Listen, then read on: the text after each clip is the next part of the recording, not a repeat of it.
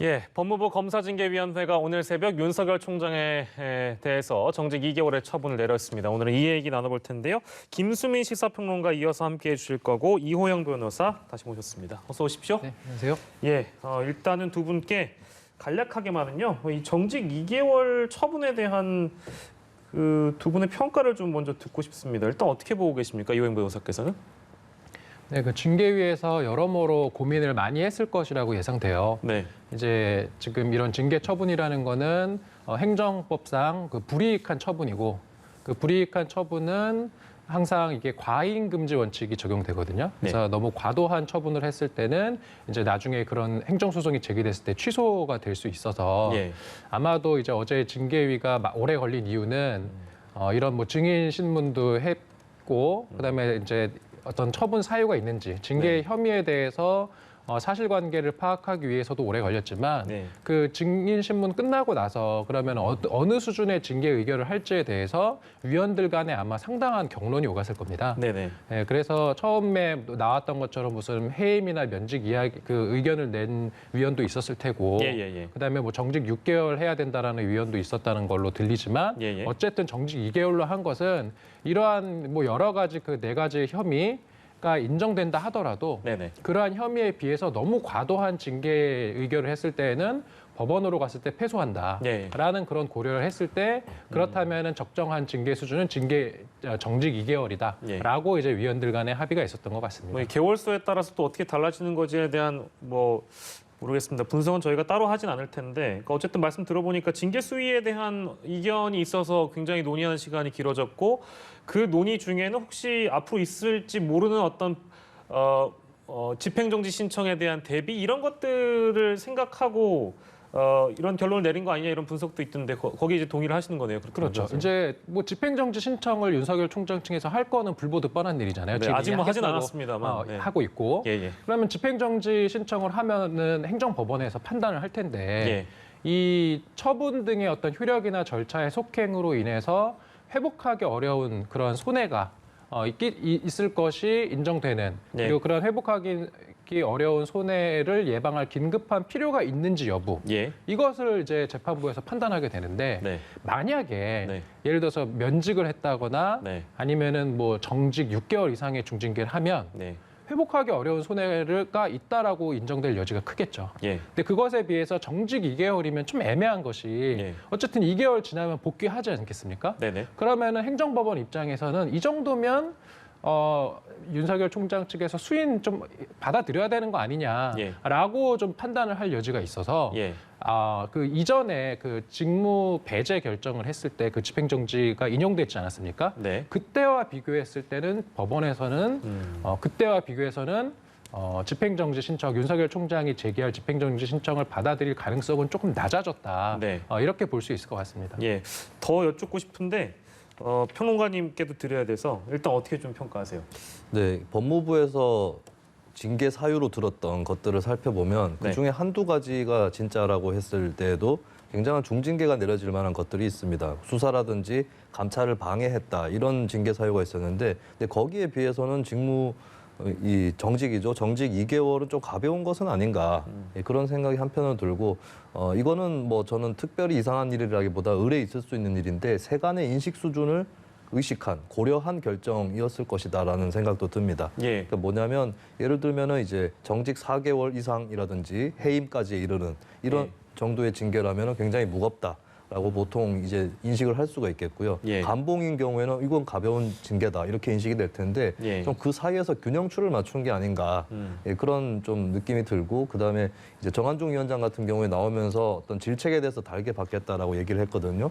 이 정직 2개월이라는 이 수위가 현재 여론 지형에 비춰봤을 때 양쪽으로부터 비난받을 수 있는 그 정도 결정이기 때문에 본인들도 그런 점은 알고 있었지 않았을까 이런 생각도 듭니다. 그 양쪽이라고 하면 모르겠습니다. 뭐 정치권을 따지면 여권, 야권일 텐데 그것보다는 이제 여론에서 윤 총장 나뉜 그 여론들. 여론에서 이제 윤 총장 징계 자체가 틀렸다라는 여론이 있는가 하면 이건 당연히 해임감이다라고 하는 여론이 있기 때문에 양쪽에서 그러면 이제 우리가 정직 2개월 선에서 이 정도는 납득할 수 있다 이렇게 되지는 않을 거거든요. 예, 양쪽에서 비난할 거기 때문에 예. 그런 부분을 징계위에서도 의식을 했지 않을까 싶습니다. 그 이제 뭐 양쪽 어느 누구도 만족할 수 없는 징계 수준 아니냐라는 말씀 좀 들리긴 한데 이거 아까 이제 유영 변호사께도 여쭤보려고 했었고 어차피 얘기가 나왔으니까 평범하게 드리면 그러니까 이 결론 자체가 너무 이제 여론을 의식해서 정무적 판단을 내린 거 아니냐라는 부분에 대해서는 그럼 동의하시는 거네요, 평론가님? 네, 제가 세간의 인식 수준이라고 얘기했던 거에 대해서는 그게 바로 정무적 판단이었다라는 뜻을 내포를 하고 있는 거고요. 예. 조금 더 자세하게 말씀드리면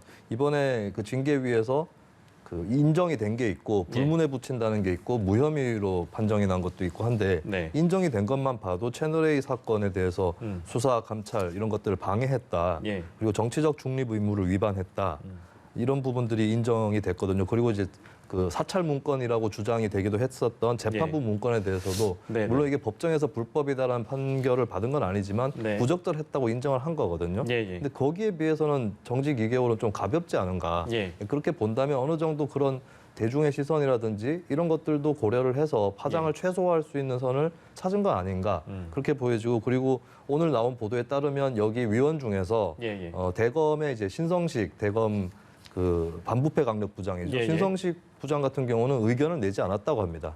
기권으로 했다고 하고 그렇다면 나머지 3명의 위원, 특히 외부 위원들이 이 문제를 조금 더 결정권을 갖고 있었다는 건데 그런 부분들을 좀 더 신경 쓰지 않았을까, 정무적인 부분들도 그런 진단을 해봅니다. 알겠습니다. 그리고 이제 그 저희가 잠깐 그 그래픽으로 보여드렸습니다만 그 여러 가지 혐의들 중에서 이제 4개는 이미 거론이 된 바 있고 또 불문에 해당하는 혐의가 있잖아요. 언론사주들하고 부적절한 교류 그리고 감찰에 불응한 부분들 이제 이런 것들은 그러니까 언뜻 듣기에는 사실 좀 납득이 안 가는 게 변호사님, 그러니까 불문에 붙인다, 그러니까 징계 사유에 해당하는데 어떤 이걸 인정해서 징계 감은 아니다라는 결론인 것이잖아요. 그렇죠. 이게 도대체 무슨 말인지 잘 모르겠어요. 이제 징계위에서 의결할 수 있는 게 징계 결정을 할 수 있고 불문에 붙이는 결정을 할 수도 있고 무혐의 결정을 할 수도 있는데 여러 가지 처분 사유 중에서 지금 이 2개 같은 경우는 이것을 가지고 징계까지 할 정도의 사유로 보기는 좀 어려워 보인다라는 판단을 해서 이제 불문에 붙인다라는 결정을 한 것이고 그 나머지 4개 같은 경우는 지금 뭐 재판부 사찰 의혹 같은 경우는 사실은 뭐 정치권에서 완전히 들고 일어났지 않습니까? 이거는 뭐 판사 사찰이다, 거의 민간인 불법 사찰에 준하는 정도의 어떤 그런 불법이다라는 게 이제 여권에서 많이 이야기가 나왔고 그리고 이제 한편으로는 그 이정화 검사 같은 경우는 이거 뭐 직권남용이나 이런 부분은 적용되지 않는다라는 내부적인 의견도 나왔지만 또 한편으로 뭐 개인정보보호법 같은 경우는 위반 소지가 어느 정도 인정될 수 있거든요. 그래서 이런 거 재판부 사찰 의혹, 그다음에 채널A 사건 감찰 방해, 그다음에 수사 방해 같은 경우도 보면은 총장으로서 사실은 수사를 방해한다라는 건 있을 수 없는 일인데 그게 사실이라고 하면은 정직 2개월은 너무 약한 거고 그것이 만약에 사실이 아니면은 또 정직 2개월이 또 과도한 것이 될 수 있어서 제가 봤을 때 이 사건은 지금 끝이 아니라 집행정지 신청이 비록 기각된다 하더라도 본안 소송으로서 취소 소송은 진행될 것이거든요. 그럼 그 취소 소송에서 어제 내려진 이 징계위 결정에서 인정된 사실들, 그러한 사실에 대한 조사가 이루어질 것으로 보입니다. 아, 그렇군요.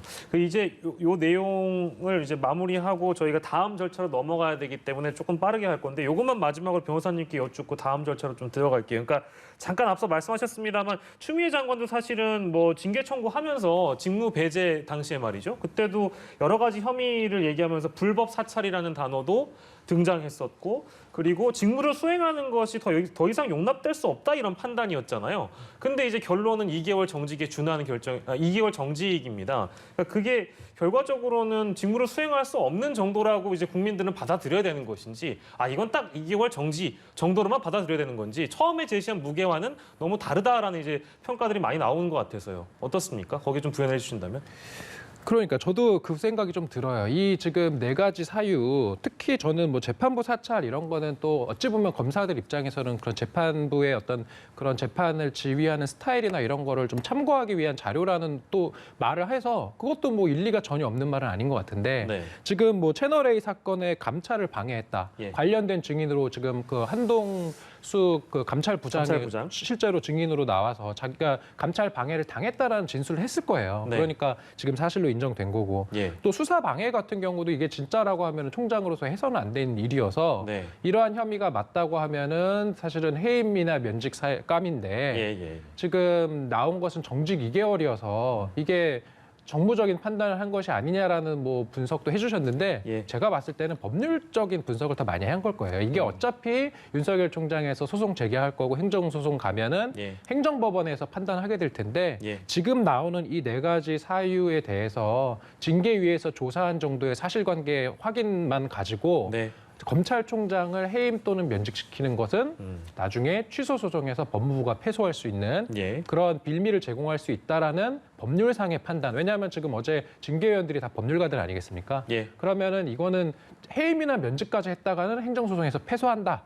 그러면은 패소하지 않을 정도에서 가장 센 게 뭐냐? 예. 그럼 정직 2개월인 것 같다. 이런 예. 정도의 법률적인 판단을 한 것이 아닌가 싶습니다. 그럴 거면 왜 6개월을 하지 그랬냐라는 이제 그런 여러 가지 또 질문들에는 그 징계 어떤 수위에서 정직 6개월은 거의 해임에 준하는 판단이다. 그렇죠. 뭐 7개월 임기 남은 사람을 그렇죠. 정직 6개월 시키면 이건 해임 면직과 똑같기 때문에 예. 실제로 행정법원에서 나중에 그런 징계의 적정성 판단에서 예. 해임 면직 사유와 동일하게 판단해서 취소될 가능성이 높아지겠죠. 그래서 예. 그런 부분을 고려해서 정직 2개월로 한 것으로 보입니다. 예, 알겠습니다.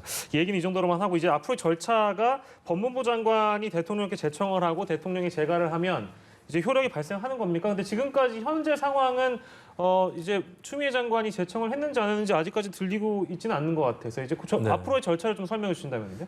오늘 당장에 제청하고 재가까지 다 이루어질 거냐 했을 때는 아닐 수 있다는 관측이 나오고 있고요. 예. 근데 뭐 한마디로 시간 문제다라고 볼 수 있을 것 같습니다. 예. 이 재가라는 행위는 어떤 결정권을 강하게 쥐고 있다기보다는 여러 절차들이 마무리되었다라고 하는 신호로 받아들이는 게 더 맞는 것 같거든요. 예. 이를테면은 국회에서 법안 표결을 하면 그 표결 결과가 나오고 그다음에 이제 의사봉을 치지 않습니까? 예. 의사봉을 치는 행위에 가깝지 않을까? 그렇다면 뭐 문 대통령이 이것을 되돌리거나 하는 그런 것보다는 이제 남은 절차대로 그냥 흘러간다라고 예. 보시면 될 것 같습니다. 그리고 대통령도 예. 지금까지 이제 뭐 절차적 공정성 이것을 기하면 된다라는 그런 얘기를 했기 때문에 만약에 대통령이 봤을 때 이 징계위가 절차적인 공정성이 없다라고 판단하는 것 같지는 않고요. 그렇다면 지금까지 나름대로의 절차들을 다 밟아왔기 때문에 이제 예. 그냥 자연스럽게 제거하는 그런 쪽으로 흘러갈 것 같습니다. 예, 오전에는 이제 오늘 오후쯤 이루어지지 않겠냐 뭐 이런 보도도 나왔습니다만 아직은 그 발전된 상황이 들려오진 않는 것 같고요.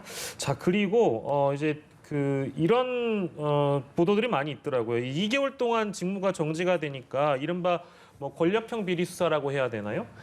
이제 월성 원전 수사나 이제 이런 분들이 좀 약화되거나 표류되는 거 아닌가? 뭐 이제 이런 걱정들이 나오는 것 같습니다. 그 부분에 대한 전망은 어떻습니까, 변호사님 개인적으로? 저는 뭐 개인적으로 그렇진 않을 거라고 봅니다. 이 월성 원전 조기 폐쇄 사건이나 그다음에 뭐 옵티머스 펀드 사기 사건 같이 지금 총장에게 이제 보고가 되면서 예. 이루어지고 있는 이 주요 사건에 대해서 총장이 비록 뭐 직무 정지가 되었다 하더라도 예. 검찰총장 직무 대행이 있지 않습니까? 그래서 보고를 하면서 이런 주요 사건은 예정대로 진행될 것으로 보입니다. 예. 그리고 이 부분도 이제 많이 거론이 되고 있는 것 같아요. 이제 공수처에서도 윤석열 총장을 대상으로 수사를 할 거다. 이제 이번에 어쨌든 4가지의 혐의와 관련돼서는 징계위에서도 이걸 이제 인정한 부분이 있기 때문에 모르겠습니다. 관련된 혐의들이 나중에 공수처에서 다뤄질 가능성에 대해서 벌써부터 이제 그런 전망들이 좀 나오는 것 같은데 뭐 이거 예상이고 추측인 거니까요. 그건 어떻게 보십니까? 가능할 거라고 보세요?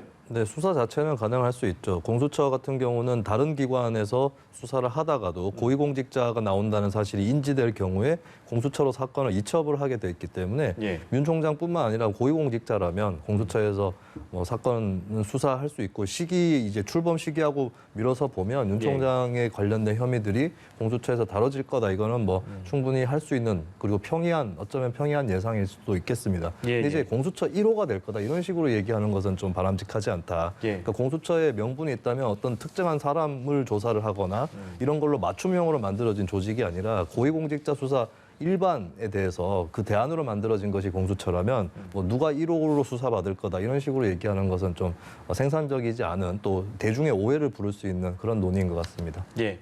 자, 이제 그리고 마지막 질문이 될 것 같습니다만 이게 결국에는 저희가 이제 이 상황이 있기 전에 윤 총장 측이 또 검사징계법 위헌이라고 신청한 게 있었잖아요. 헌재 헌법 소원 내고 효력 정지 가처분 신청을 낸 바 있어서 뭐 이 부분은 혹시 어떤 변수로 작용할지도 전망을 해주신다면 어떻겠습니까? 저는 변수가 생기지 않을 거라고 봅니다. 이 부분은 전혀 변수가 되지 않는 네, 거죠. 왜냐하면 이게 이제 이미 시행 중인 지금 검사징계법이 위헌이라고 하는 거는 법령에 대한 헌법소송인데 예. 이런 법령에 대한 헌법소원 같은 경우는 안 날로부터 90일 이내에 제기해야 되거든요. 예. 그러면 지금 이게 이미 한참 전부터 시행 중인 이 법에 대해서 예. 이러한 위헌 사유가 있으면 안 날로부터 90일 그 제척 기간을 준수했다라고 받아들여지긴 예. 어려워 보여서 아마 예. 각하되지 않을까 싶습니다. 알겠습니다, 변호사님.